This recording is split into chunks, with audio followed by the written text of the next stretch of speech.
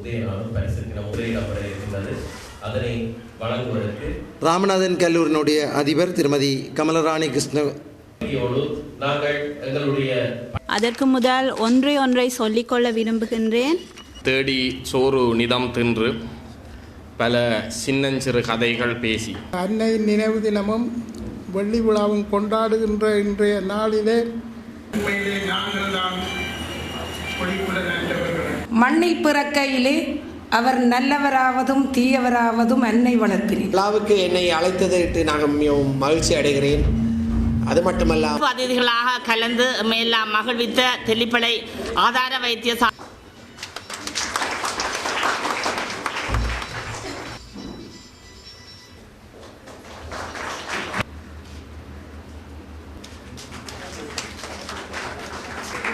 சிவனேசன் ஜதுசா அறிவு 2ஆம் இடம், பனிச ஓட்டம் 3ஆம் இடம், பலூனுடை லக்ஷிகா சிவசக்தி, குமார் தமிழரசி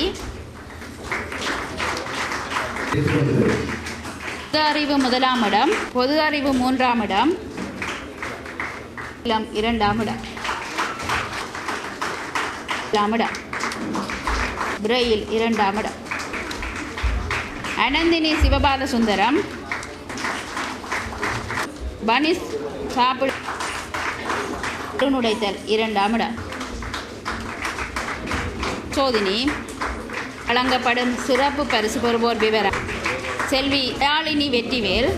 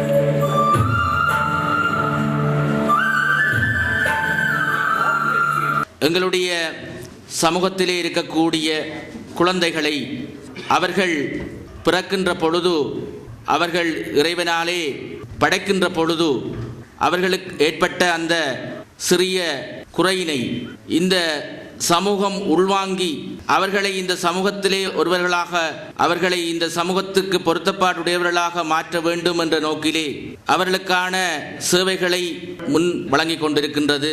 அந்த வகையிலே இந்த நிறுவனம் தனது சேவைகளை கடந்த காலங்களில் மிக சிறப்பான முறையிலே மேற்கொண்டு வந்திருப்பதை நாங்கள் காணக்கூடியதாக இருக்கின்றது.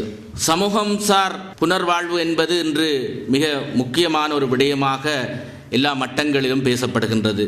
அதாவது விசேட தேவைக்குரியவர்கள் இந்த சமூகத்திலே அவர்கள் எல்லா விடயங்களிலும் அவர்களுக்கான சம வாய்ப்பு வழங்கப்பட்டு அவர்களுடைய திறமைகள் வெளிக்கொண்டு வருவதற்கு சந்தர்ப்பங்கள் வழங்கப்பட வேண்டும் என்பதுதான் இன்றைய கொள்கையாக இருக்கின்றது. அதற்காக ஒவ்வொரு துறைகளிலும் அவர்களுக்கான விசேட கவனம் செலுத்தப்படுகின்றது. குறிப்பாக கல்வித்துறையிலே இன்று விசேட கல்வி என்பது மிக மிக முக்கியத்துவம் வாய்ந்ததாக காணப்படுகின்றது. பாடசாலைகளிலே அந்த மாணவர்களை உள்வாங்கி அவர்கள் ஏனைய மாணவர்களுக்கு சமனாக அவர்களுக்கான கல்வி வசதிகளை ஏற்படுத்தி கொடுப்பதற்கான பல்வேறு வேலை திட்டங்களை தற்பொழுது எமது கல்வி அமைச்சு மேற்கொண்டிருக்கின்றது. அந்த வகையில் பல ஆசிரியர்கள் இதற்காக விசேடமாக பயிற்றுவிக்கப்பட்டு அவர்கள் ஊடாக இந்த மாணவர்களுக்கான கல்வி வழங்கப்படுவதனை நீங்கள் அனைவரும் அறிவீர்கள். இந்த மாணவர்கள் அவர்கள் எதிர்காலத்திலே இந்த சமூகத்திற்கு வருகின்ற பொழுது அவர்கள் தங்களது திறமைகளை வெளிப்படுத்தி இந்த சமூகத்திலே அவர்கள் தமது பணிகளை நல்ல முறையிலே மேற்கொள்வதற்காக இந்த வேலை திட்டங்கள் நடைமுறைப்படுத்தப்படுகின்றன.